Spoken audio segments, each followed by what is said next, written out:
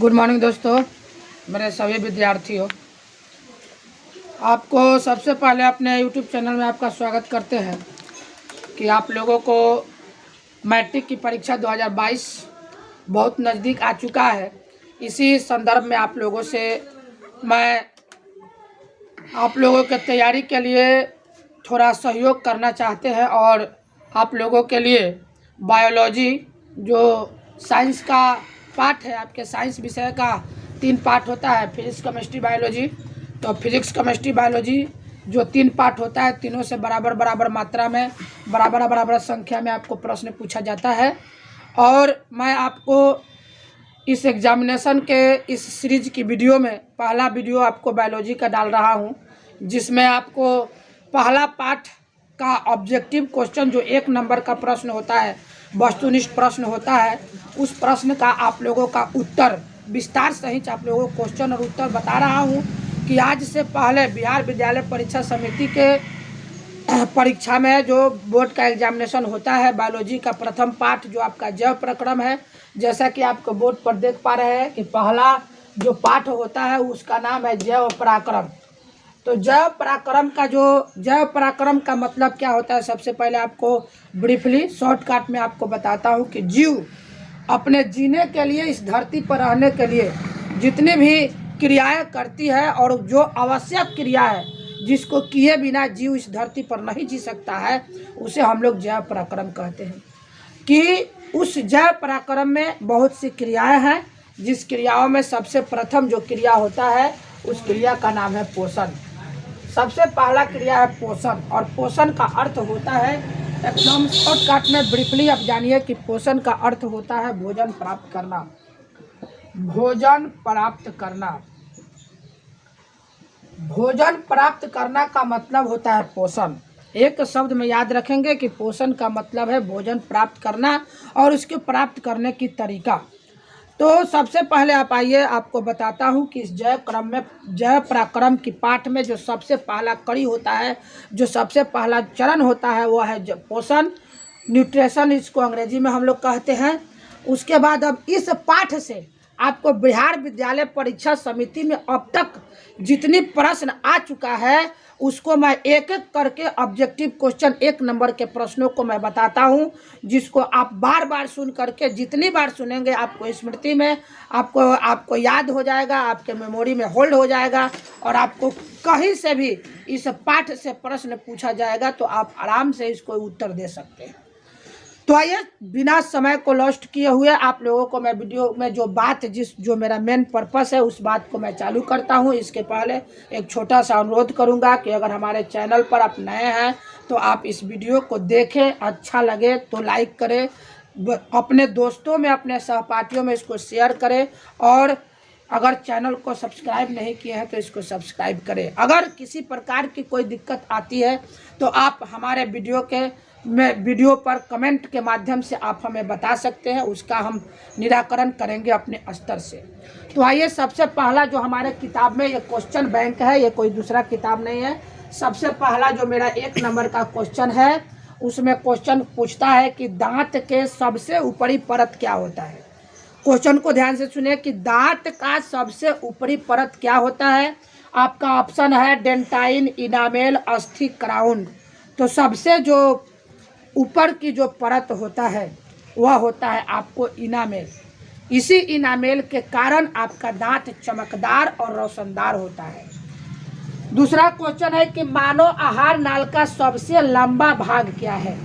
सबसे लंबा आहार नाल में 7 रचनाएं होती है, उस 7 रचनाओं में सबसे लंबा कौन है, तो उसका ऑप्शन है आमाशय, छोटी आंत, ग्रासनी, बड़ी आंत। तो सबसे लंबा जो भाग होता है वो आपका उत्तर छोटी आंत होता है।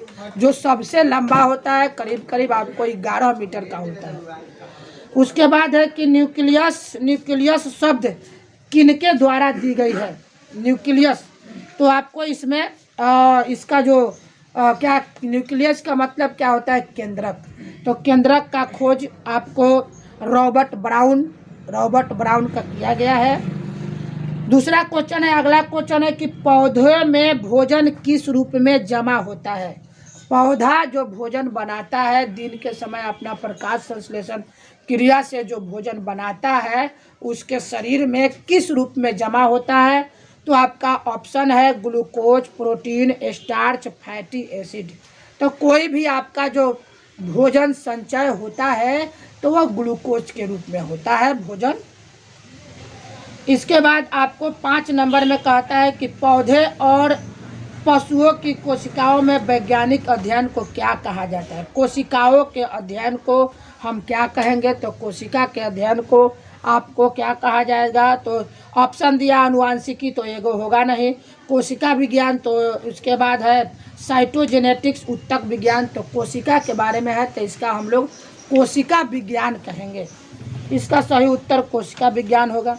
पित्त रस कहाँ से स्रावित होता है, आपके शरीर में एक पित्त होता है जो कि प्राकृतिक रूप में क्षारीय होता है, उसको हम लोग अपने पित्त रस का स्राव आपके ऑप्शन में दिया हुआ है यकृत, मुख गुहा, आमाशय, छोटी आंत।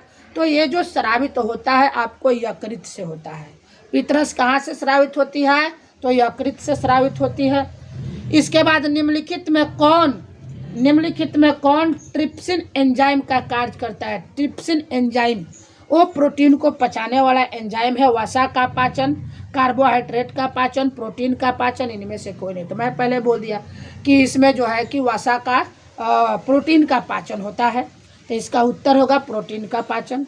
मुख गुहा में आहार का कौन सा भाग का पाचन होता है, तो मुख गुहा में हमारे मुंह से लार निकल करके उस भोजन में मिलता है, तो प्रोटीन का पाचन नहीं होता है। कार्बोहाइड्रेट, वसा, न्यूक्लियस अम्ल, तो हमारे मुख के अंदर कार्बोहाइड्रेट का पाचन होता है। निम्न में से स्वपोषी कौन है, तो जीव जंतु, धरती पर जितने जीव जंतु पेड़ पौधे हैं वो सब पेड़ पौधे जीव जंतु जो होते हैं 2 प्रकार के होते हैं, एक स्वपोषी होता है, एक परपोषी होता है। तो स्वपोषी वो जीव होते हैं जो अपना भोजन स्वयं बनाते हैं, उसमें केवल पेड़ पौधे आते हैं, आसान सी बात है। तो स्वपोषी कौन होगा, तो पेड़ पौधा स्वपोषी होगा। ऑप्शन में दिया हुआ है पेड़ पौधे, मछली, कीट, अमीबा, तो पेड़ पौधे होंगे। इसके बाद अगला क्वेश्चन जो आपका है कि स्वपोषी पोषण के लिए आवश्यक है, माने स्वपोषण जो होगा, जो स्वपोषी पोषण होगा उसके लिए क्या आवश्यक है, तो सूर्य की प्रकाश, क्लोरोफिल, उसके बाद जल, कार्बन डाइऑक्साइड, और ये 4 चीज़, सूर्य की प्रकाश जो सूरज से मिलता है, पृथ्वी से जल मिलता है, वातावरण से कार्बन डाइऑक्साइड मिलता है, और हरे पत्ती में क्लोरोफिल पाई जाए। 4 चीज़ स्वपोषण के लिए जरूरी है। अब हो सकता है कि 4 ऑप्शन दे या 1 ऑप्शन दे, तो ऑप्शन में आपको लिखा है पर्णहरित, जिसको क्लोरोफिल कहते हैं, और सूर्य का प्रकाश, कार्बन डाइऑक्साइड, इनमें से सभी, तो तीनों जरूरी है, तीनों जरूरी होगा। किसकी उपस्थिति के कारण हरे पौधे का रंग हरा होता है, तो किसके, अभी बताया कि पत्तियों का रंग आपका हरा किसके कारण होता है, तो क्लोरोफिल के कारण होता है। ऑप्शन इसमें क्लोरोफिल, ल्यूकोप्लास्ट, फाइटोक्रोम, इनमें से कोई नहीं, तो क्लोरोफिल इसका उत्तर हो गया। फिर आपको बताता है अगला क्वेश्चन जो इसमें है कि हाइड्रा में क्या पाया जाता है। हाइड्रा एक पौधा है, हाइड्रा आपका एक पौधा है, तो कहता है कि हाइड्रा में क्या पाया जाता है। मस्तिष्क, तंत्रिका, मुख, तो मस्तिष्क तो होता नहीं है, तंत्रिका होता नहीं है, मुख होता नहीं है, और एक दिया है स्पर्शक, तो यही आपका उत्तर होगा स्पर्शक।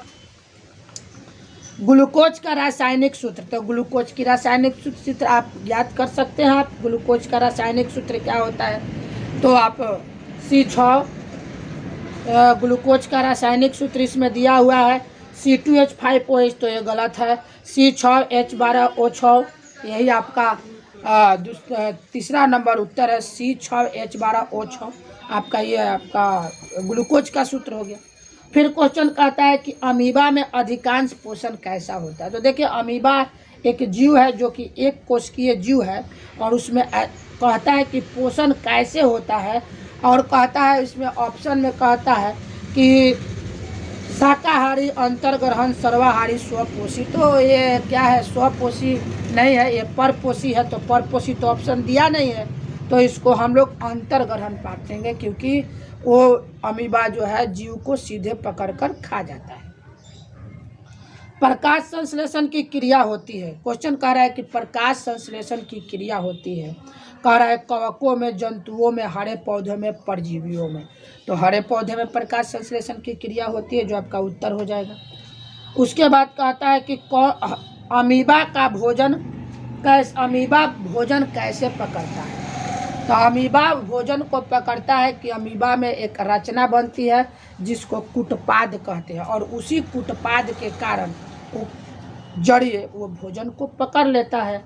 तो आपका ऑप्शन इसमें दिया हुआ है स्पर्शक द्वारा, जीभ द्वारा, कूटपाद द्वारा, मुंह द्वारा। तो कूटपाद इसका आंसर हो गया। अमीबा अपना भोजन कैसे पकड़ता हो गया। कौन सा एंजाइम वसा का पाचन करता है। हम लोग जो भोजन करते हैं उसमें वसा, घी, दूध, दही, सब्जी, तेल में बनाते हैं तो उसमें वसा पाई जाती है। तो वसा का पाचन किस एंजाइम द्वारा होता है। तो आपको ऑप्शन में दिया हुआ है पेप्सिन, ट्रिप्सिन, लाइपेस और एमाइलेज। तो इसका लाइपेस उत्तर होगा। लाइपेस इसका सही उत्तर होगा। आयोडीन की कमी से कौन सा रोग होता है। तो सब लोगों को पता है कि आयोडीन की कमी से घेघा रोग होता है। ऑप्शन में आपको दिया हुआ है घेघा, मधुमेह, स्कर्वी, एड्स। तो आपका उत्तर हो गया मधुमेह। कवक में पोषण की कौन सी विधियाँ होती है। कवक जो होता है किस विधि से भोजन प्राप्त करता है। तो इसका उत्तर आपका दिया हुआ है मृतजीवी, समभोजी, स्वपोषी, इनमें से कोई नहीं। तो कवक जो होता है, कवक एक सूक्ष्म जीव है जो कि आपको क्या कहते हैं, समभोजी तो नहीं है, मृतजीवी तो नहीं है, मरे हुए से नहीं प्राप्त करता है। तो इसका उत्तर सही समभोजी होना चाहिए। कवक में पोषण हो गया। दांतों को साफ करने के लिए दंत मंजन प्राय होता है। मतलब कहने का मतलब है इस क्वेश्चन का कि जो हम लोग दंत मंजन का प्रयोग करते हैं वो कैसा है। तो मतलब कि वो दंत मंजन हमारा जो होता है वो दंत मंजन हमारा भास्मिक होता है, क्षारीय होता है, ताकि हमारे दांत में जब खाना खाते हैं तो अम्ल बनता है और उस अम्ल को नाश करने के लिए भास्मिक टूथपेस्ट या दंत मंजन का प्रयोग किया जाता है। ऑप्शन में देता है क्षारीय, अम्लीय, लवण युक्त, इनमें से कोई नहीं, क्षारीय होगा। 21 नंबर क्वेश्चन है कि निम्नलिखित में से कौन एक उभयलिंगी जीव का मतलब देखिए, जीव लिंग के आधार पर 3 गो होते हैं, 3 प्रकार के होते हैं। एक लिंगी, जिसमें एक लिंग होता है, चाहे स्त्रीलिंग होता है चाहे पुल्लिंग होता है। उसके बाद द्विलिंगी होता है। द्विलिंगी जीव में मतलब दोनों होता है, दोनों होता है। और एक उभयलिंगी जीव होता है। उभयलिंगी का मतलब कि उसे स्त्री पुरुष की दोनों अंग उसमें होता है। तो उसमें आपको हमेशा याद रखना है, बहुत इम्पोर्टेंट क्वेश्चन है कि उभयलिंगी जीव। तो हमारे हर समय मैट्रिक की परीक्षा में अगर जब ये क्वेश्चन पूछता है तो हमेशा उसमें ऑप्शन में केचुआ जरूर देता है और वही केचुआ उसका उत्तर होता है। अब अगला क्वेश्चन कहता है कि सभी हरे पौधे होते हैं। तो हरा पौधा कैसा होता है भाई, पोषण का पाठ है तो पोषण ही होगा, तो इसलिए स्वपोषी होगा हरे पौधे। मंड परीक्षण के लिए हरी पत्तियों पर आयोडीन से पहले पत्ती एल्कोहल में उबाला जाता है। क्यों उबाला जाता है। अब मतलब कि मंड परीक्षण की मतलब हो जाता है कि उसमें भोजन की जो प्रकाश संश्लेषण क्रिया होती है उसके लिए हम लोगों को 3 चीज़ की आवश्यकता होती है, 4 चीज़ की आवश्यकता होती है। सूर्य की प्रकाश की होती है, हरे क्लोरोफिल की होती है, उसके बाद कार्बन डाइऑक्साइड की होती है, जल की होती है। तो इसी परीक्षण में आपको आयोडीन में क्यों किया जाता है। तो मंड को घोलने के लिए, क्लोरोफिल के घोलने के लिए, पत्तियों को मुलायम करने के लिए नहीं। तो यहाँ पर सीधा इसकी उत्तर होगा क्लोरोफिल को घोलने के लिए। स्लाइड को सर्वप्रथम कंपाउंड माइक्रोस्कोप से देखा गया। एक वयस्क मनुष्य में कितने दांत होते हैं। आपका अगला क्वेश्चन है कि एक वयस्क मनुष्य में कितने दांत होते हैं। तो 32 दांत होते हैं। वयस्क मनुष्य के मुंह में 32 दांत होते हैं। कुटपाद किस में पाया जाता है? अभी इसके पहले आपको क्वेश्चन बताया गया था कि अमीबा जो भोजन ग्रहण करता है वह कुटपाद के माध्यम से पाया जा होता है। तो अब जाहिर सी बात है कि आपका कुटपाद हमेशा अमीबा में पाया जाएगा। फिर कहता है क्लोरोफिल वर्णक का रंग कैसा होता है? सीधा सीधी है कि क्लोरोफिल के कारण पत्तियों का रंग जब हरा होता है तो इसका मतलब है कि क्लोरोफिल का रंग हरा होता है। फिर कहता है कि गवाइडर अथवा घेघा पनपता है। पनपता का मतलब होता है, तो अभी बताया आपको कि घेघा कैसे होता है, तो आयोडीन की कमी से होता है। फिर कहता है क्वेश्चन कि भोजन का पचना किस प्रकार की अभिक्रिया है? रसायन शास्त्र में भी पढ़ना है और जीव विज्ञान में भी भोजन का पाचन पढ़ना है। दोनों जगह आपको बताई जाती है कि भोजन का पचना एक ऑक्सीकरण अभिक्रिया है। ऑक्सीकरण उसका ऑक्सीकरण अवकरण अभिक्रिया में ऑक्सीकरण अभिक्रिया है। फिर कहता है कि प्रकाश संश्लेषण क्रिया में ऑक्सीजन बाहर निकलता है। मतलब कि ऑक्सीजन जो प्रकाश संश्लेषण क्रिया होती है, ऑक्सीजन जो बाहर निकलता है, क्योंकि रासायनिक अभिक्रिया में कुछ जो अभिक्रिया करने में जो भी रसायन लगते हैं उसको हम लोग अभिकारक कहते हैं, और अभिक्रिया के बाद जो प्रतिफल बनता है वह जो बनता है वो प्रतिफल कहलाता है।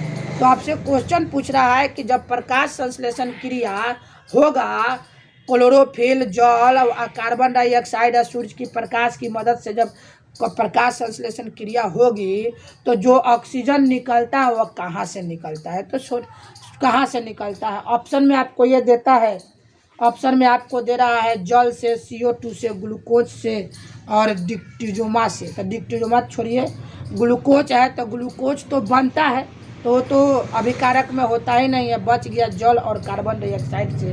तो आपका ऑक्सीजन जो निकलता है जल से या कार्बन डाइऑक्साइड से। मैग्नीशियम पाया जाता है। मैग्नीशियम कहाँ पाया जाता है? क्लोरोफिल में, लाल रक्त कण में, वर्णी लवक में, श्वेत रक्त कण में। इसके आगे क्वेश्चन है कि प्रकृति में ऑक्सीजन का संतुलन कैसे बना रहता है?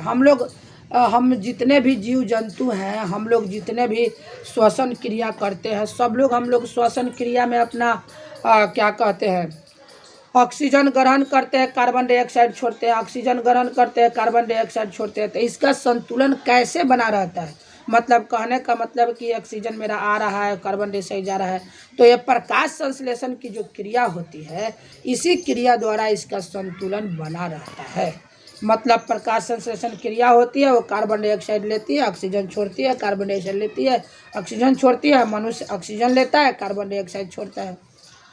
इसके बाद से आइए क्वेश्चन कहता है कि जीवन की एक महत्वपूर्ण विशेषता क्या है? जीवन की एक महत्वपूर्ण विशेषता क्या है? मतलब जीव जो है उसकी 5 विशेषताएं होती है। पोषण है, श्वसन है, वृद्धि है, गति है, जनन है। तो जनन है, इसमें तो इन 5 में कोई नहीं दिया है, एक दिया है वृद्धि। तो इसका उत्तर यही होगा, वृद्धि करना। स्वपोषी पोषण होता है। बार बार आपको बताया कि स्वपोषण का जो भी बात होता है वो हमारे पेड़ पौधे के अंतर्गत होता है। ग्राहनी भाग है। ग्राहनी भाग है मतलब ग्राहनी किसका भाग है? तो आपको छोटी आंत के 3 भाग है, ग्राहनी, जेजुनम और इलियम। तो सबसे जो पहले का जो छोटी आंत के जो सबसे पहले भाग होता है उसका नाम होता है ग्राहनी, बीच में इलियम और अंत में जेजुनम। तो आपका ग्राहनी छोटी आंत का भाग होता है। इसी प्रकार आपको लिखा है कि प्रकाश संश्लेषण होता है। अब ऑप्शन में दिया है कि दिन में कि रात में कि दिन रात दोनों में कि इसमें से कोई नहीं। तो सिंपल सी आपके उत्तर दिया हुआ है। आप सिंपल से तरीका से जान सकते हैं कि कहने का मतलब है कि दिन में सूर्य की प्रकाश उगता है। अब प्रकाश संश्लेषण क्रिया में आपको सूरज की प्रकाश की जरूरी है, तो रात में सूरज का प्रकाश तो होगा नहीं। तो इसलिए जब भी प्रकाश संश्लेषण की क्रिया होगा तो आपका दिन का होगा। तो ऑप्शन दिन सही होगा। मृतो परजीवी का उदाहरण मतलब कि कोई चीज़ जीव जंतु पेड़ पौधे के मृत होने से किसको भोजन मिलता है, इसका मतलब हुआ तो अमीबा, गोबर छत्ता, उड़हुल और अमरबेल कामरबेल भी मृत जीवी नहीं है क्योंकि वो पौधे के ऊपर होता है, जिंदा पौधा पर होता है। और जो है कि ओरहुल तो स्वपोषी है आपका। गोबर छत्ता ही किसी जीव जंतु या पेड़ पौधे के मृत शरीर के सड़ने गलने से जमता है, तो गोबर छत्ता इसका उत्तर हो गया। पौधे में प्रकाश संश्लेषण का स्थान क्या है, माने प्रकाश संश्लेषण क्रिया जो होती है वो पौधा में किस चीज़ से होता है। ऑप्शन इसमें तो कुछ उटपटांग दिया है कि माइटोकॉन्ड्रिया, क्लोरोप्लास्ट, ल्यूकोप्लास्ट, इसमें से कोई नहीं, तो क्लोरोप्लास्ट इसका ऑप्शन आप मार सकते हैं। या पत्ता, प्रकाश संश्लेषण का स्थान जो है पत्ता है या क्लोरोफिल है। पेरिसेकी का हिस्सा है, पेरिसेसिका, और ये आपको आहार नाल का हिस्सा है जो कि आहार नाल में एक पाया जाता है। तो आपको हमने 39 प्रश्न आपको बताया। फिर आप आइए कुछ लघु उत्तरीय प्रश्न, अति लघु उत्तरीय प्रश्न, वो भी एक ही नंबर का होता है। कि अति लघु उत्तरीय प्रश्न का मतलब होता है कि आपको एक शब्द में या एक वाक्य में उत्तर देना होता है, उस भी को भी हम कुछ पढ़ करके आपको उत्तर दे देते हैं। जैसे कहता है सजीव की जीवित इकाई क्या है, मतलब सजीव की जीवित इकाई का मतलब हुआ कि सजीव किस चीज़ से जीवन उसका है, तो इसका सही उत्तर हो गया कि कोशिका, क्योंकि आप पढ़े होंगे कि कोशिका जीवन का क्रियात्मक एवं संरचनात्मक इकाई है, तो इसका नाम हो गया कोशिका। एटीपी का जो क्वेश्चन है कि विटामिन ए की कमी से होने वाले रोग का नाम बताइए, तो साधारण सी बात है कि बीमारी जो विटामिन ए की कमी से होती है, आँख की बीमारी होती है रतौंधी, जिसमें बच्चे को दिन में दिखाई नहीं देता है, रात जैसे अंधेरा होगा तो दिखाई नहीं देता है, इसलिए उसको रतौंधी कहते हैं विटामिन ए की कमी से। अभी अब अमीबा में गति किस भाग से होता है, तो अमीबा की गति किस भाग से होता है, अमीबा के हर भाग से हर काम होता रहता है। अमीबा का पाचन कैसे होता है, तो अमीबा का जो पाचन है वह रसधानी में, इसका उत्तर हुआ कि अमीबा में एक जगह है जिसे रसधानी कहते हैं, उसी रसधानी में इसका पाचन होता है। कोशिका के पावर हाउस किसे कहते हैं, 9th क्लास में पढ़ना है कि माइटोकॉन्ड्रिया को power house of the cell ऊर्जा गृह कहा जाता है, माइटोकॉन्ड्रिया। फिर कहता है कि पौधे हरे क्यों होते हैं, तो क्लोरोफिल वर्णक के कारण, जो पत्तियों में क्लोरोफिल पाई जाती है उसी वर्णक के कारण आपका जो पत्ता होता है उसका रंग हरा होता है। फिर इसमें कहता है कि प्रकाश संश्लेषण का समीकरण दे, तो प्रकाश संश्लेषण का समीकरण आपको 2 नंबर का प्रश्न पूछा जाता है कि प्रकाश संश्लेषण का समीकरण दे। तो प्रकाश संश्लेषण में आपको समीकरण में क्या कहते हैं कि प्रकाश संश्लेषण का जो समीकरण आपका होता है वो बहुत ही आसान है, क्योंकि प्रकाश संश्लेषण में क्या क्या लगता है इस चीज़ के बारे में आपको जानना है। तो सबसे पहले जान लीजिए कि प्रकाश संश्लेषण जो है वो आपका, प्रकाश संश्लेषण में सबसे पहले पृथ्वी वातावरण से कार्बन डाइऑक्साइड लगता है, फिर पृथ्वी से जल लगता है, और 2 चीज़ सनलाइट जो है, सनलाइट सूर्य की प्रकाश जो है उसकी ज़रूरी होता है, उसके बाद क्लोरोफिल की ज़रूरी होता है, क्लोरोप्लास्ट की। तो ये हरित लवक जिसको हम लोग कहते हैं, हरित लवक या क्लोरोफिल, दोनों बात एक ही है। तो जब इस 4 चीज़ हो गया, 4 चीज़ की आवश्यकता होती है, तो सबसे पहले बनता क्या है, तो सबसे पहले आपका भोजन बचता है C6H12O6, उसके बाद बनता क्या है, उसके बाद ऑक्सीजन जो हम लोगों को चाहिए, और उसके बाद साथ जल बनता है। तो यही आपका प्रकाश संश्लेषण का समीकरण है। तो प्रकाश संश्लेषण का जो समीकरण है, इसको आप लोग ये बात समझ सकते हैं कि प्रकाश संश्लेषण की 2 प्रकार का समीकरण होता है। एगो संतुलित, अब किताब में कहीं संतुलित करके दिया हुआ है, अब कह दीजिए कि गलती लिखा हुआ है, नहीं ये सही है, ये संतुलित नहीं है, असंतुलित समीकरण है। और आपको ऐसा थोड़ी कह रहा है कि संतुलित समीकरण दो या असंतुलित समीकरण दो, आपसे प्रकाश संश्लेषण का समीकरण मांग रहा है और प्रकाश संश्लेषण के समीकरण आपको दे दिया गया, 100% सही है। फिर कहता है कि हरे पौधे में किस घटक के अभाव में प्रकाश संश्लेषण संभव नहीं है, हरा पौधा में किस चीज़ के कारण नहीं है, तो हरा पौधा में चारों चीज, पौधा हरा है उससे कोई मतलब नहीं है। 4 घटक है प्रकाश संश्लेषण का, चारों घटक में अगर कोई भी एक नहीं होता है, सूर्य की प्रकाश, कार्बन डाइऑक्साइड, जल और क्लोरोफिल, ये चारों में से कोई नहीं, एक भी नहीं रहता है, कोई एक नहीं रहता है, तो 3 की उपस्थिति के कारण भी आपका जो है क्या कहते हैं, आपका प्रकाश संश्लेषण की क्रिया नहीं होगा। तो अब देखिए कि इसमें आपको कुछ अब लघु उत्तरीय प्रश्न है, जिसको भी आपको पढ़ करके मौखिक रूप से आपको उत्तर बताता हूँ, जिसको आप लोग अपने कॉपी में लिख भी सकते हैं, सुनकर याद भी कर सकते हैं। जैसे मनुष्य में कितने प्रकार के दांत होते हैं, इनके नाम एवं कार्य लिखें। तो मनुष्य के मुंह में 4 प्रकार की दांत होता है। मनुष्य के मुंह में 4 प्रकार की दांत होता है और चारों दांत 8-8 होते हैं, यानी 8 चौका 32 होता है। चवर्णक, अग्रचवर्णक, कर्तन और भेदक। चवर्णक हो गया, अग्रचवर्णक हो गया, ठीक है, कर्तन हो गया और भेदक। 4 प्रकार की आपको दांत होता है और चारों प्रकार की दांत का अलग अलग कार्य है। कुछ का आपको कार्य है भोजन को चबाना, कुछ का काम है तेज धार होता है, जिसका काम है आपको कर्तन का काम है कि वह किसी चीज़ को धारदार जो मजबूत चीज़ है उसको काटना। आगे की जो दांत होता है उसे हम लोग दिखाने के लिए प्रयोग करते हैं, जिसका प्रयोग वो कमज़ोर दांत होता है, जिससे हम लोग काटने और किसी चीज़ का प्रयोग बहुत कम करते हैं। फिर इसी प्रकार आपको क्वेश्चन है कि हमारे आमाशय में अम्ल की भूमिका क्या है। तो आमाशय में भोजन का पाचन लगभग हो जाता है। हमारे आमाशय में हाइड्रोक्लोरिक अम्ल पाया जाता है, HCl पाया जाता है, जो भोजन को पचाने की सहायता करता है। तो आपका भूमिका यही पूछ रहा है कि क्या काम है, तो भोजन को पचाने का काम करता है। दूसरा नंबर, प्रोटीन के पाचन में भी आपका हाइड्रोक्लोरिक अम्ल सहायता करता है। अगला क्वेश्चन है कि दीर्घरोम क्या है, इसके कार्य बताइए। सजीव के मुख्य 4 लक्षण लिखिए। अभी हमने बताया था कि सजीव के 4 लक्षण, सजीव के 5 लक्षण है, 5 जो कि कोई भी सजीव को पहचानने के लिए 5 लक्षण है। पोषण हो गया, मतलब भोजन करता है, कोई भी सजीव होगा तो भोजन करेगा, उसके बाद श्वसन करेगा, उसके बाद वृद्धि करेगा, उसके बाद गति करेगा, उसके बाद सबसे जो महत्वपूर्ण है, सबसे मेन सजीव का जो लक्षण होता है वो लक्षण होता है जनन, अर्थात ब्रीडिंग, अर्थात बच्चे पैदा करने की जो क्रिया होती है सजीव का सबसे महत्वपूर्ण लक्षण है।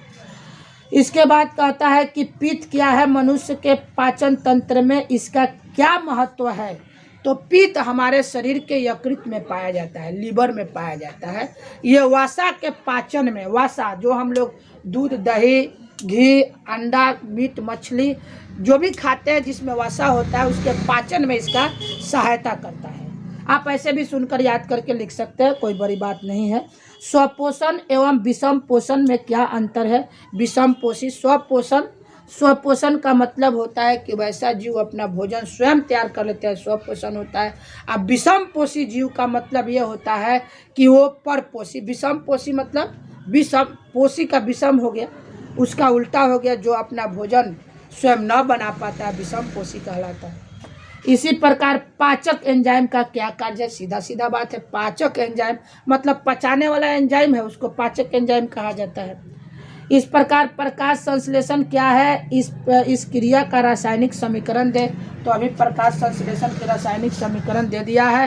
प्रकाश संश्लेषण की परिभाषा लिखना चाहेंगे तो बहुत आसान तरीका से आप लिख सकते हैं कि जब क्या कहते हैं कि जब कोई पौधा सूर्य से प्रकाश और पृथ्वी से जल और वातावरण से कार्बन डाइऑक्साइड लेकर के हरे पत्तियों में क्लोरोफिल की उपस्थिति में जो आपका भोजन बनाता है, इसी क्रिया का नाम है प्रकाश संश्लेषण क्रिया, जिसका समीकरण आपके बोर्ड पर दिखाई दे रहा है, आराम से देख सकते हैं। फिर इसी प्रकार आपको दिया हुआ है कि क्वेश्चन की कोशिका में 4 कोशिकांग का नाम बताइए। कोशिका में 4 कोशिकांग, बहुते कोशिकांग है। एक क्वेश्चन आपका 9वीं क्लास का हो जाएगा, बहुते कोशिकांग है। राइबोसोम हो गया, लाइसोसोम हो गया जिसे आत्महत्या की थैली कहते हैं, गाल्जी उपकरण हो गया, रिक्तिकाएँ हो गया, इसके बाद जो है कि क्या कहते हैं, पॉलिसोम हो गया, अब माइटोकॉन्ड्रिया हो गया, बहुत सी ऐसी कोशिकाएं में 9 गो 10 गो नौवा के किताब में आप देखेंगे 9-10 कोशिकाएं दी गई है, 4 गो किसी का नाम लिख सकते हैं। इस प्रकार आपको विषम पोषी जीव से तो बता ही दिया है। आमाशय में पाचक रस का क्या भूमिका है बता ही दिया है। भोजन में पाचन द्वारा किस प्रकार की अभिक्रिया शरीर में हमारे शरीर में होती है, तो भोजन की पाचन की अभी बताया है कि भोजन की पाचन में ऑक्सीकरण अभिक्रिया होती है। ऑक्सीकरण रासायनिक अभिक्रिया होती है। कैसे होती है, तो जब मेरा भोजन पचता है तो उसमें ऑक्सीजन की ज़रूरत पड़ती है, जो हमारे श्वसन क्रिया के बदौलत हमारे शरीर में पहुंचता है, और उस ऑक्सीजन के संयोग होता है तब जाके हमारा भोजन पचता है, इसलिए इसको ऑक्सीकरण अभिक्रिया कहा जाता है। उसके बाद आपका है कि हरित लवक के किस भाग में प्रकाश संश्लेषण की क्रिया होती है। हरित लवक के किस क्लोरोफिल जो आपका है वही आपका प्रकाश संश्लेषी अंगक कहा जाता है।